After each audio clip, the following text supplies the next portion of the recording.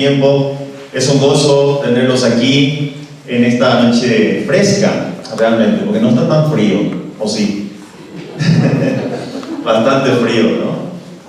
Bueno, realmente el Señor es bueno, que a pesar del frío, según ustedes, Él es bueno, su misericordia, como dije esta mañana, se renueva constantemente. Y bueno, su gracia es la que nos sostiene, así que, queridos hermanos, sean todos bienvenidos en este tiempo. El título del mensaje de esta noche es el siguiente: Testigos de la luz verdadera. Testigos de la luz verdadera. Vayamos a el 9 de noviembre de 1989 en Berlín, Alemania. Una muchedumbre de personas se agolpaba frente al muro de Berlín, que había dividido no solamente una ciudad, sino un continente entero durante 28 largos años. Entre la multitud, un hombre con gabardina y corbata subió a una improvisada tarima. Era Günther Schabowski, un funcionario del gobierno comunista. En una conferencia improvisada, era también al mismo tiempo una conferencia de prensa que ha sido transmitida en vivo. Cuando le preguntaron sobre las nuevas regulaciones de viaje, leyó torpemente un documento que decía lo siguiente: los viajes privados al extranjero se pueden autorizar sin presentar justificación. Eso decía el documento. Un periodista le preguntó: señor Günther, ¿a partir de cuándo entra en vigor esto? Schabowski, algo confundido, respondió lo siguiente: según tengo entendido, inmediatamente. Esa misma noche, miles de berlineses del este se presentaron en los puntos de control.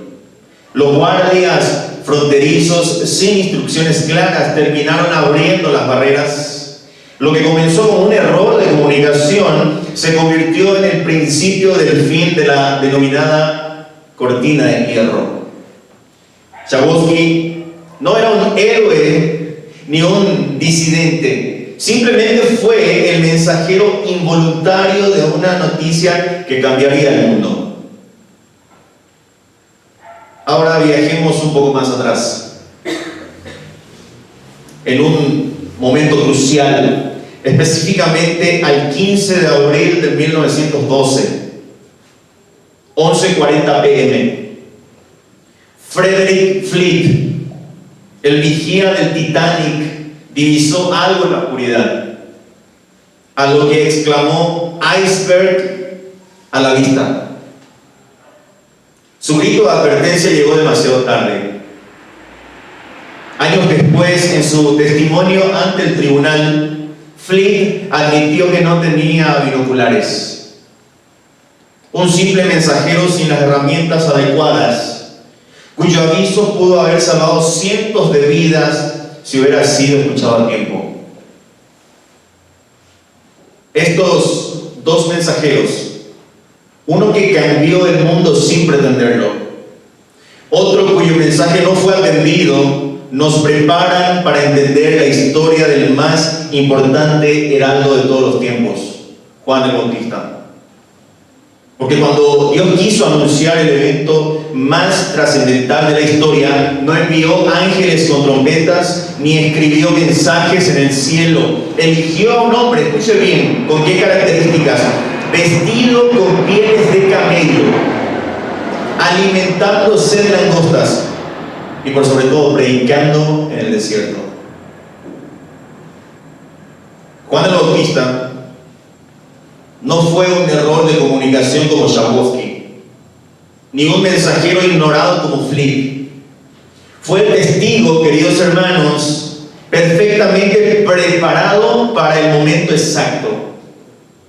Mientras el imperio construía calzadas que unían el mundo conocido, en ese entonces Dios preparaba en el desierto un camino mucho más importante. Mientras Herodes construía palacios y acueductos, el verdadero arquitecto de la historia estaba preparando a su mensajero. Voy a pedir que abra su Biblia en Juan capítulo 1, versículos 6 al 9. Son los versículos que vamos a abarcar esta noche. Evangelio según San Juan capítulo 1. Evangelio según San Juan capítulo 1, versículos 6 al 9. Recuerde el título del mensaje de esta noche: Testigos de la luz verdadera. Dice la palabra del Señor en Juan 1, del 6 al 9. Hubo un hombre enviado de Dios, el cual se llamaba Juan. Este vino por testimonio, para que diese testimonio de la luz, a fin de que todos creyesen por él. No era él la luz, sino para que diese testimonio de la luz, aquella luz verdadera que alumbra a todo hombre. Venía a este mundo. Vamos a orar. Padre celestial, amado Dios, Señor, gracias por este tiempo. Gracias, Señor, porque tenemos acceso libremente a tu palabra. También tenemos libertad de culto, Señor. Gracias, Señor, por tu amor, por tu misericordia. Gracias, Señor, por tu fidelidad. En este momento queremos adentrarnos a tu palabra, Señor. Danos el entendimiento necesario. Danos, Señor, discernimiento. Señor, te pido que avives nuestros corazones. Te pido, Señor, que entendamos y comprendamos tus verdades, Señor. Que tu Espíritu Santo nos muestre tu voluntad, para así, Señor, cumplirla. Te pido, Señor, que tu mismo Espíritu Santo me use esta noche como un instrumento, Señor. Te pido, Señor, que te glorifiques a través de la predicación. Señor, transfórmanos constantemente a la imagen de tu Hijo Jesucristo. Bendice a mis hermanos en este tiempo, que han apartado un tiempo para escuchar tu palabra. Toma el control, Señor, de principio a fin en este culto. Oro así en el nombre de Cristo Jesús. Amén. Queridos hermanos, en un mundo donde los fariseos en ese entonces acumulaban seguidores, los saduceos por su parte estaban negociando con la fe, y los celotes, otra facción religiosa, planeaban revoluciones violentas. Juan, por su parte, estaba proclamando un mensaje radicalmente simple. Porque en Mateo capítulo 3, versículo 2, él dijo: arrepentíos porque el reino de los cielos se ha acercado. Juan evidentemente no buscaba likes, no buscaba adeptos, no buscaba seguidores, no vendía indulgencias y tampoco daba promesas vacías, evidentemente. Su única misión ha sido preparar el camino para otro. Pero este otro no ha sido cualquier persona. Se trata del mismísimo Jesucristo, el Dios hecho hombre. Hoy, queridos hermanos, cuando las redes sociales nos tientan a construir nuestra propia marca personal, cuando el evangelio de la autoayuda reemplaza el evangelio del reino, la figura de Juan el Bautista se alza como un desafío radical. Porque sencillamente en un mundo obsesionado con hacerse escuchar, Juan entendió el secreto más profundo. El verdadero mensajero sabe desaparecer cuando llega realmente el mensaje. Juan entendió eso. Vuelvo a reiterarlo. El verdadero mensajero sabe desaparecer cuando llega realmente el mensaje.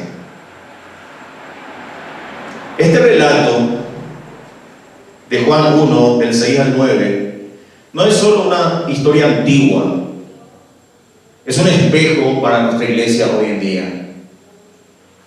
En un mundo donde las tinieblas moral y espiritual obviamente se espesan, donde millones buscan desesperadamente dirección auténtica, Dios sigue buscando mensajeros dispuestos a hacer antorchas que señalen hacia el sol de justicia. Dios no está buscando famosos que brillen por sí mismos. Dios está buscando testigos que, como Juan, comprendan el verdadero poder del mensajero, que está en señalar más allá de sí mismo hacia aquel que puede salvar hasta lo sumo a los que por él se acercan a Dios. La pregunta que resuena hoy no es cuántos seguidores tengamos. La pregunta realmente es si nuestros seguidores están encontrando a Cristo a través de nosotros. No cuán viral sea nuestro mensaje, sino si estamos señalando claramente hacia el Verbo que se hizo carne. Porque al final, queridos hermanos, como descubrió Juan, la mayor recompensa para cualquier mensajero, escuche bien, no es ser recordado, sino haber sido fiel en preparar el camino para el encuentro, escuchen bien, entre el Cordero de Dios y aquellos a quienes Él vino a salvar. Vamos a desarrollar este pasaje interesante y quiero compartir con ustedes 3 puntos. El primer punto, el mensajero autorizado por Dios. El mensajero autorizado por Dios. Voy a tomar lectura nuevamente del versículo 6. Hubo un hombre enviado de Dios, el cual se llamaba Juan, dice. Este mensajero, como digo en el primer punto, ha sido autorizado por Dios. El texto declara con solemnidad: hubo un hombre enviado de Dios, el cual se llamaba Juan. Ahora, esta afirmación no es solamente un dato biográfico, es una proclamación teológica cargada de mucho significado. La expresión enviado de Dios utiliza un término que él mismo se emplea para describir el envío del Hijo por el Padre y que más tarde daría nombre a los apóstoles. Juan el Bautista no surge por casualidad, tampoco por una ambición personal. Juan el Bautista es un instrumento escogido en el plan redentor, como lo fueron, por ejemplo, Moisés y también los profetas. El texto enfatiza su origen divino antes que su nombre, indicando que su identidad está definida por su misión y no por su reputación. El nombre Juan es interesante porque significa Dios ha sido misericordioso. Eso significa el nombre de Juan. Ahora, Juan ya es en sí mismo también un mensaje. Este mensajero encarna la misericordia divina que prepara el camino para la gracia encarnada llamada Cristo Jesús. Esto nos revela un patrón en la obra redentora de Dios. Dios nunca deja a su pueblo sin testimonio. Nunca. Así como ha ocurrido en la oscuridad del Éxodo, Dios envió a Moisés.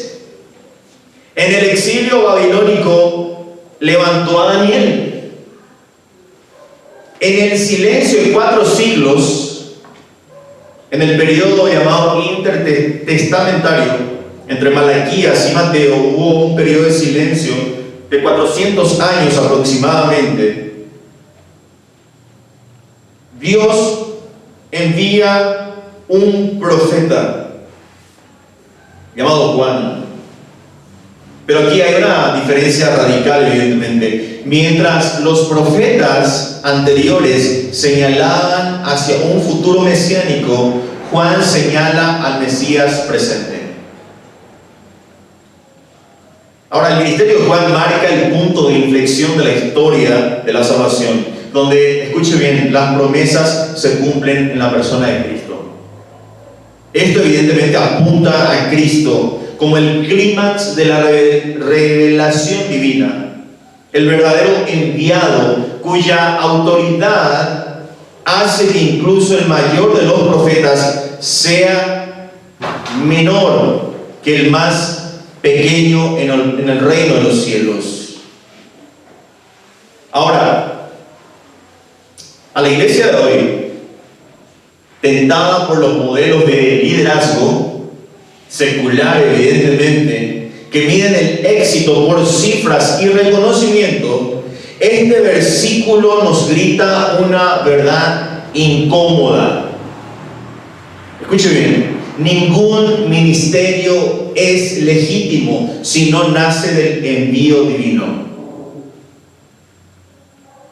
Los programas innovadores, las estrategias de crecimiento y la influencia en las redes sociales son vanidad si no fluyen de una llamada tan clara como la de Juan. La iglesia no necesita celebridades. La iglesia necesita mensajeros que, como Juan el Bautista, puedan decir con integridad: yo no soy el Cristo. Yo no soy. El peligro no es la relevancia cultural, sino perder de vista que somos embajadores de Cristo, como decía Pablo en 2 Corintios 5:20. Cuando predicamos nuestras opiniones en lugar de la palabra de Dios, cuando construimos nuestro propio reino en lugar del suyo, escuche bien, estamos traicionando abiertamente nuestro llamado.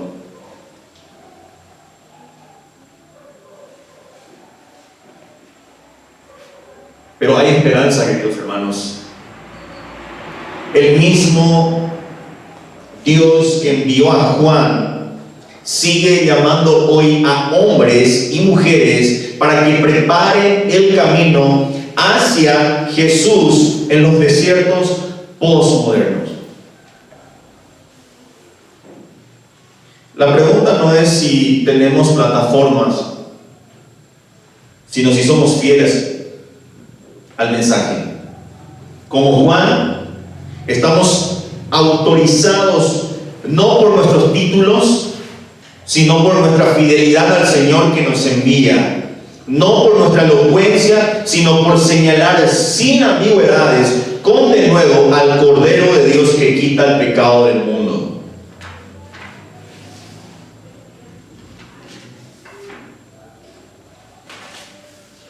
En una generación que clama por autenticidad, el mayor impacto lo vamos a lograr siempre no brillando nosotros mismos, sino reflejando con humildad la luz de aquel que es la luz verdadera. La autoridad, escuche bien, la autoridad del mensajero siempre va a derivar de la verdad del mensaje. Nosotros tenemos que ser el canal o el puente para que las personas vayan a Cristo. Ningún líder espiritual, llámese pastor, anciano, diácono, tiene que aspirar a traer personas hacia sí mismo, a traer adeptos a sí mismo. No somos nadie. Tenemos que señalar dónde tienen que ir estas personas: a Cristo. Por eso es que decimos que las iglesias no necesitamos celebridades cristianas. Necesitamos mensajeros que, como Juan el Bautista, habían apuntado a aquel que habría de venir. El segundo punto que quiero compartir con ustedes, la misión clara, señalar a Cristo. La misión clara, señalar a Cristo. Fíjense lo que dice los versículos 7 y 8. Este vino por testimonio para que diese testimonio de la luz, a fin de que todos creyesen por él. No era él la luz, sino para que diese testimonio de la luz. La misión aquí es clara: señalar, apuntar a Cristo. El texto aquí enfatiza claramente el concepto de testimonio. Juan no vino a ofrecer enseñanzas novedosas ni a construir su propio movimiento. Juan vino a ser testigo ocular de la luz encarnada. El versículo 8, por ejemplo, lo deja claro con un contraste rotundo. No era él la luz. Este hombre en particular, por importante que pareciera, no era la luz misma. Teológicamente, esto revela una verdad profunda sobre la obra de Cristo. La salvación no viene por el mensajero, sino por el mensaje al que apunta. Juan cumplió la profecía de Malaquías 3:1 como el mensajero que prepararía el camino, pero Jesús es el ángel del pacto que traería el pacto mismo consigo. Juan el Bautista bautizaba con agua para arrepentimiento, evidentemente, pero Cristo bautizaría con Espíritu Santo y fuego, según Mateo 3:11. Ahora, esta distinción es crucial. ¿Por qué? Porque incluso el mayor de los profetas era solo un dedo que señalaba hacia el Cordero de Dios. Ahora, el ministerio de Juan alcanza su pleno significado solo en relación con Jesús. Como el amigo del novio que se alegra al oír la voz del novio, según Juan 3:29.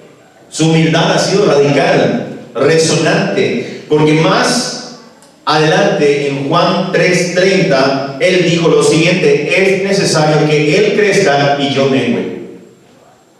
Es necesario que Cristo crezca y yo vaya desapareciendo, en otras palabras, de lo que decía Juan.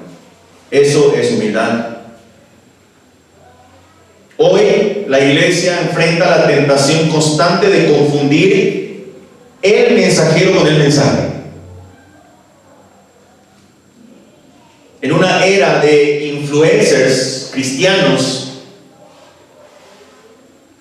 ministerios personalizados, estrategias humanas, corremos el riesgo de construir, escuche bien, monumentos a hombres donde en realidad deberíamos estar levantando cruces, específicamente la cruz de Cristo.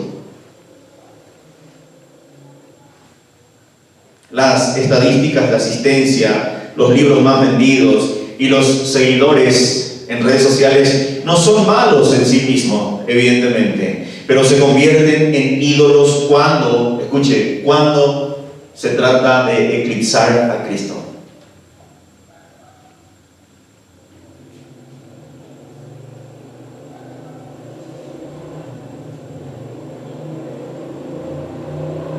Nuestras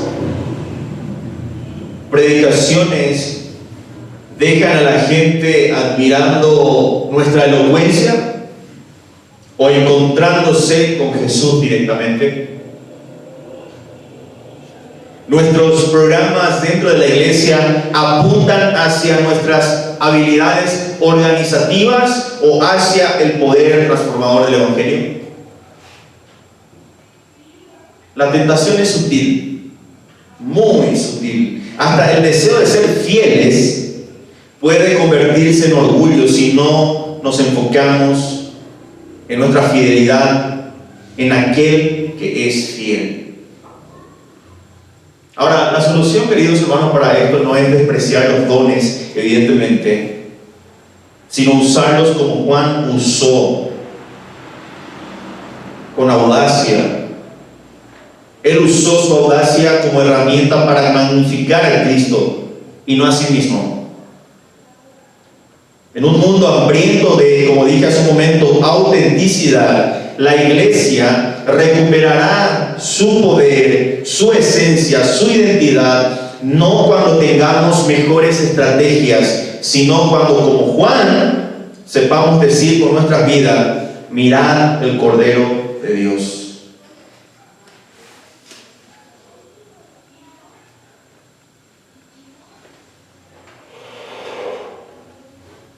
Ya está haciendo un cambio. Creo que es el fuego del Espíritu. Hermanos, después de todo, nadie fue jamás a un funeral para admirar al ataúd. Todos van a honrar a la persona que yace dentro. De la misma manera, el ministerio cristiano solo tiene sentido cuando, como Juan, somos lo suficientemente transparentes como para que la gente vea a Jesús a través de nosotros. Que nuestra oración sea como la de Charles Spurgeon. Él dijo alguna vez: Señor, haz brillar tanto tu luz a través mío, que cuando la gente me vea, ya no me vea a mí, sino solo a ti.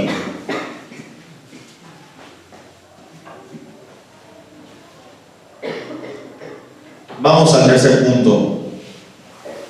La luz que transforma a todos. Vamos a abarcar esta vez el versículo 9. La luz que transforma a todos. Dice el versículo 9: aquella luz verdadera que alumbra a todo hombre venía a este mundo.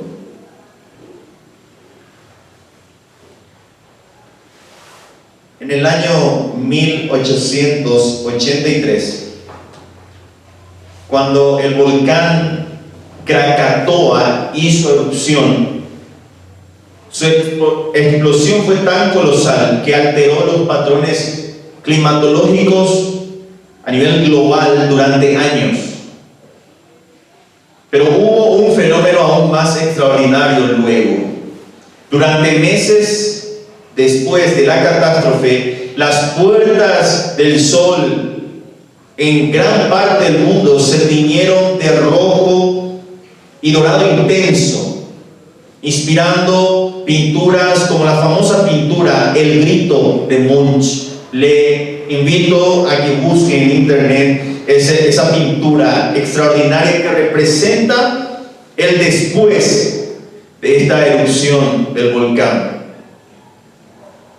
Lo asombroso fue que esta luz, originada en un punto específico del Pacífico, alcanzó prácticamente todo el planeta sin distinción.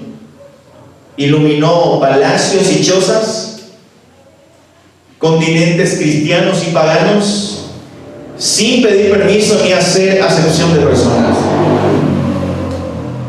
De manera similar, pero infinitamente más poderosa, el Evangelio de Juan declara: aquella luz verdadera que alumbra a todo hombre venía a este mundo. Obviamente estaba presentando a Cristo como una luz cósmica que irrumpe en las tinieblas humanas con alcance universal. Este texto enfatiza tres verdades, yo lo denominé explosivas. Primero, que Jesús es la luz verdadera. A diferencia de las luces parciales o falsas, Cristo irrumpe como la luz verdadera. En segundo lugar, que esta luz alumbra a todo hombre.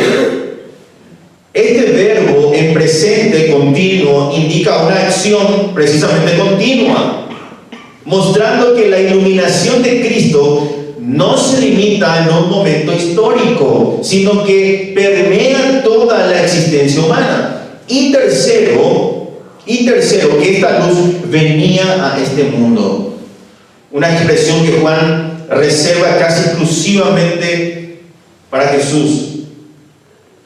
Ahora, el término aquí para mundo, cosmos, aquí no se trata del geográfico, sino del teológico. ¿Pero cómo es eso? Abarca toda la humanidad caída que yace en tinieblas, que está en tinieblas, pero que ahora es alcanzada por la gracia divina sin distinción de etnia, estatus o mérito. Venía la luz a este mundo. Ahora, esto evidentemente sacude todo lo que es exclusivismo religioso. Mientras el judaísmo del segundo siglo, por ejemplo, tendía a restringir la salvación a los hijos de Abraham, Juan proclama que la luz de Cristo ilumina a todo hombre.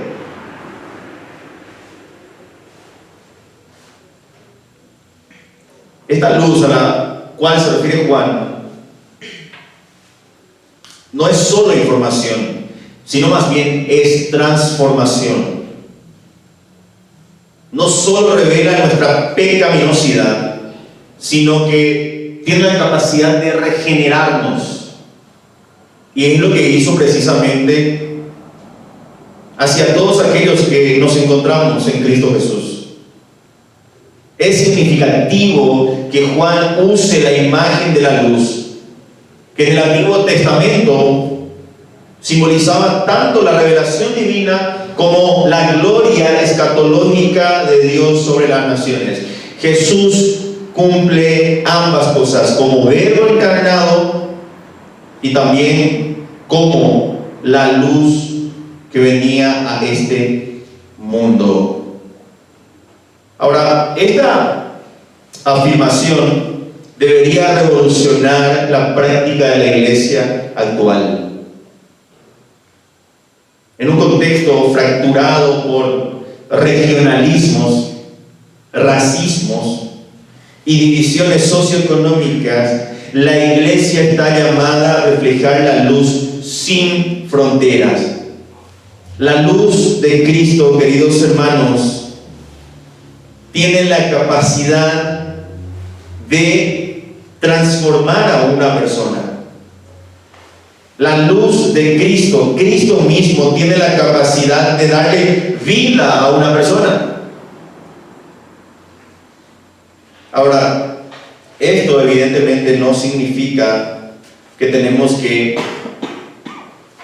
meter argumentos nuestros en el mensaje. No significa que tenemos que diluir la verdad. No tenemos que rebajar el Evangelio. No tenemos que acomodar a nuestra propia conveniencia. No se trata de eso. El Evangelio sí es ofensivo, realmente ofensivo. Para el mundo secular el Evangelio es ofensivo. Es muy ofensivo. ¿Por qué? Porque lo primero que te dice el Evangelio es que estás fuera de Dios, alejado de Dios. Hagas lo que hagas, no puedes ganar el favor de Dios. Y aquel que es orgulloso, el Evangelio para sí mismo es una noticia mala, evidentemente. Queridos hermanos, nuestras vidas tienen que estar saturadas de la gloria de Cristo. El mundo tiene que llegar a preguntarse de dónde viene tanta belleza, y me refiero a la espiritual, evidentemente. Después de todo, la oscuridad no es más que la ausencia de luz, y donde la iglesia brilla con Cristo, las tinieblas jamás van a prevalecer. Jamás. Quiero, antes de terminar, de concluir, dar 3 aplicaciones o mencionar 3 aplicaciones de cómo este texto nos puede ayudar en el hoy, en el día a día. Número 1, predica a Cristo, no a tu iglesia o a ti mismo. Predica a Cristo, no a tu iglesia o a ti mismo. Juan el Bautista, queridos hermanos, no usó su plataforma para promocionar su ministerio, sino usó su plataforma para señalar al Cordero de Dios. Hoy muchos evangelismos fracasan. ¿Saben por qué? Porque se centran en invitar a la gente a un culto, que no está mal, Los evangelismos fracasan porque se centran en invitar a personas a un evento, que no está mal. Hoy los evangelismos fracasan porque se centran en invitar, en el peor de los casos, a seguir a un líder, en lugar de presentar a Jesús como la solución a su necesidad más importante y profunda, el cual es la necesidad espiritual. Cuando hablemos con personas no creyentes, no empecemos con la siguiente frase: ven a mi iglesia, sino empecemos más bien con decir: déjame contarte lo que Jesús hizo por ti. Y no estoy en contra de invitar a personas a la iglesia, no estoy diciendo eso, es muy importante, pero la iglesia no salva. Solamente Cristo Jesús tiene la capacidad de salvar a una persona.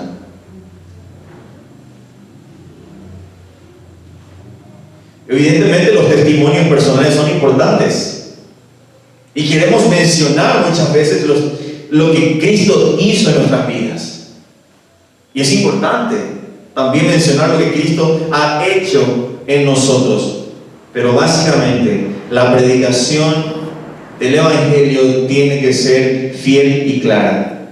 Cristo entregó su vida por ti. Tienes que arrepentirte de tus pecados para perdón de tus pecados, y tienes que depositar tu fe en Cristo Jesús.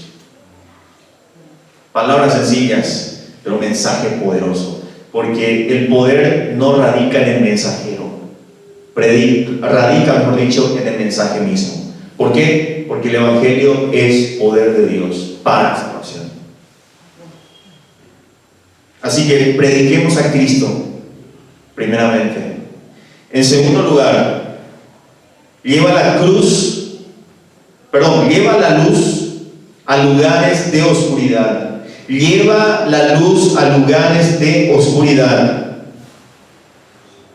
La luz de Cristo no brilla solo dentro de 4 paredes de una iglesia, o de un templo, mejor dicho, sino que debe llegar a donde están las personas: redes sociales, lugares de trabajo, cafés, universidades, cárceles, zonas marginadas, y la lista es larga.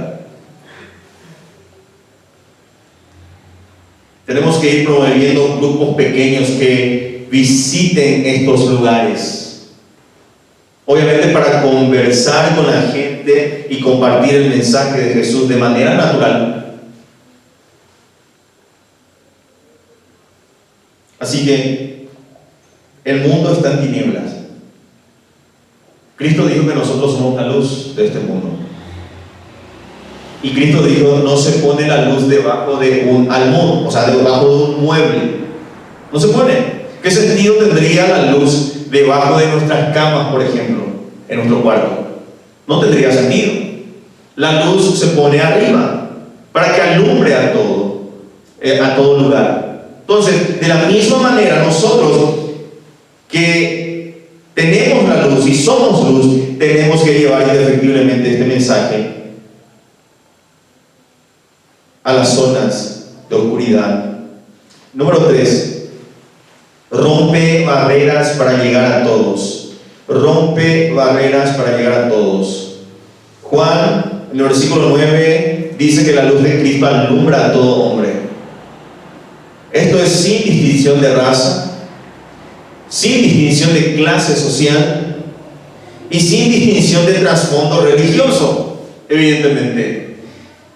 Si nuestra evangelización solo alcanza a personas que son como nosotros, estamos limitando el alcance del Evangelio. Y nosotros no tenemos esa autoridad de restringir el Evangelio, de poner límites al Evangelio. Tenemos que identificar grupos marginados, subalcanzados en nuestra ciudad. Buscar maneras prácticas de mostrarles el amor de Cristo antes con nuestras propias vidas. Tenemos que indefectiblemente cumplir esto, queridos hermanos, como lo hizo Juan el Bautista. No traer o atraer adeptos hacia nosotros, sino mostrarles el camino para llegar a Cristo. En conclusión, el evangelismo no es un programa, hermanos. El evangelismo no es un programa. Es el resultado natural de una vida transformada por la luz. Si realmente creemos que Jesús es la única esperanza para el mundo, no podemos quedarnos callados. Hermanos, seamos como Juan. Seamos mensajeros fieles que señalen hacia Cristo, sin miedo, sin vergüenza y sin distinciones. La luz ya vino. Ahora nos toca reflejarla. Amén, hermanos. Amén. Bien, vamos a ponernos en pie. Vamos a terminar esta parte con una oración.